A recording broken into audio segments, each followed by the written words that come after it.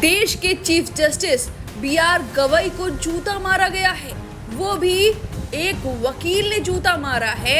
सुनवाई के दौरान ये पूरा हादसा हुआ है। नारा लगाया गया है कि सनातन का अपमान बंद करो।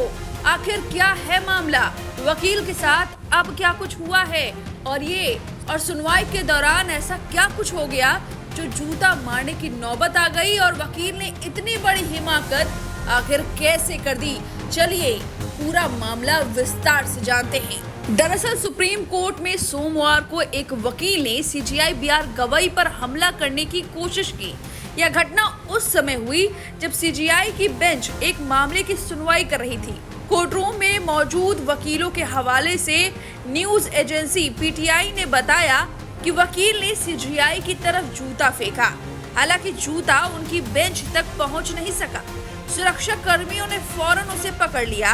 बाहर जाते वक्त वकील ने नारा लगाया, सनातन का अपमान नहीं सहेगा हिंदुस्तान। घटना के बाद सीजेआई ने अदालत में मौजूद वकीलों से अपनी दलीलें जारी रखने को कहा। उन्होंने कहा कि इस सबसे परेशान न हो, मैं भी परेशान नहीं हूँ, इन सभी चीजों से मुझे फर्क नहीं पड़ता। हालांकि प्रधानमंत्री मोदी ने सीजेआई गवई से फोन पर बातचीत की है। पीएम मोदी ने ट्विटर हैंडल एक्स पर लिखा, सीजेआई पर हुए हमले से हर भारतीय गुस्से में है। हमारे समाज में ऐसे निंदनीय कृत्यों के लिए कोई जगह नहीं है। यह अत्यंत निंदनीय है।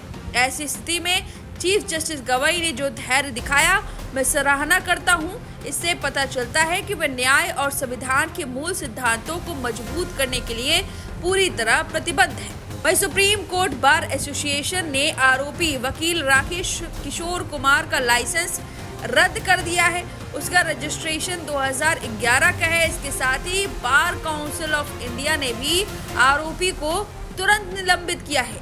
बीसीआई चेयरमैन मनन कुमार मिश्रा ने यह आदेश जारी किया है। उन्होंने कहा कि यह वकीलों के आचरण नियमों का उल्लंघन है। निलंबन के दौरान किशोर कहीं भी प्रैक्टिस नहीं कर सकेंगे। 15 दिनों में शो कॉज नोटिस भी जारी किया गया है। एससीबीए ने इस पूरे घटना पर दुख जताते हुए कहा कि ऐसा असंयमित व्यवहार पूरी तरह अनुचित है और न्यायालय और वकील समुदाय के बीच पारस्परिक सम्मान की नींव को हिलाता है। कोई भी ऐसा कार्य जो इस पवित्र बंधन को कमजोर करता है, न केवल संस्था को बल्कि हमारे राष्ट्र में न्याय के ताने बाने को भी क्षति पहुंचाता है। मैं आपको बता दें कि इस घटना को लेकर कांग्रेस नेता सोनिया गांधी ने कहा कि भारत के माननीय चीफ जस्टिस पर सुप्रीम कोर्ट के अंदर हुआ हमला शब्दों से परे निंदनीय है। यह केवल एक व्यक्ति पर नहीं बल्कि हमारे संविधान और कानून के शासन पर सीधा आघात है।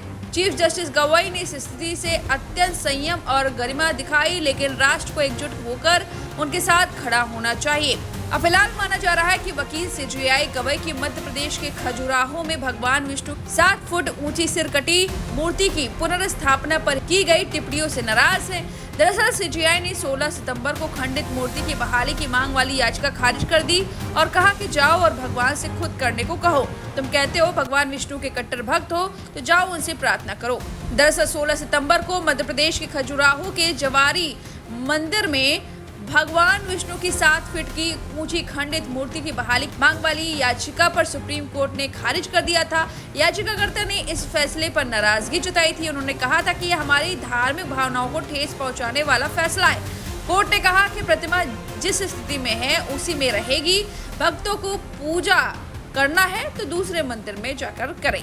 दरअसल याचिकाकर्ता का दावा है कि मूर्ति मुगलों के आक्रमणों के दौरान खंडित हो गई थी और तब से इसी हालत में है। इसलिए श्रद्धालुओं के पूजा करने के अधिकार की रक्षा करने और मंदिर की पवित्रता को पुनर्जीवित करने के लिए सुप्रीम कोर्ट हस्तक्षेप करे। वहीं भगवान विष्णु की मूर्ति बदलने को लेकर हालांकि सुप्रीम कोर्ट के चीफ जस्टिस बी.आर. गवई ने अपने उस बयान की सफाई देते हुए कहा था कि सोशल मीडिया पर गलत तरीके से उनके बयान को दिखाया गया। मैं सभी धर्मों का सम्मान करता हूं। बेंच में शामिल जस्टिस के विनोद चंद्रन ने सोशल मीडिया को एंटी सोशल मीडिया कहा था। उन्होंने बताया कि उन्हें भी ऑनलाइन गलत तरीके से दिखाया गया है। वहीं याचिकाकर्ता के वकील संजय नूली ने कहा कि सीजेआई के बारे में सोशल मीडिया पर फैलाए गए बयान झूठे हैं।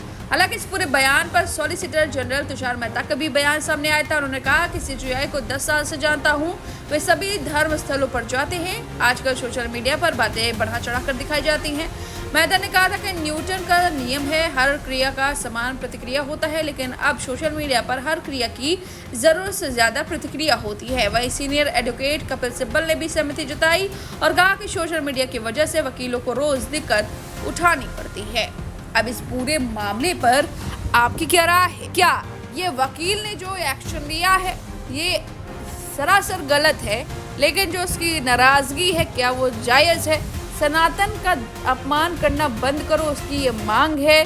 उसका माना जा रहा कि दर्द है कि खजुराहो में जो भगवान विष्णु की खंडित मूर्ति है उस पर ऐसी टिप्पणी सीजेआई बीआर गवई को नहीं करनी थी। हालांकि बीआर गवई लगातार सफाई दे रहे हैं कि उन्होंने ऐसा कुछ नहीं कहा था। सोशल मीडिया पर गलत तरीके से उनके बयान को परोसा गया है। अब आपकी इस पूरे मामले पर जो भी राय है हमें कमेंट करके जरूर बताएं।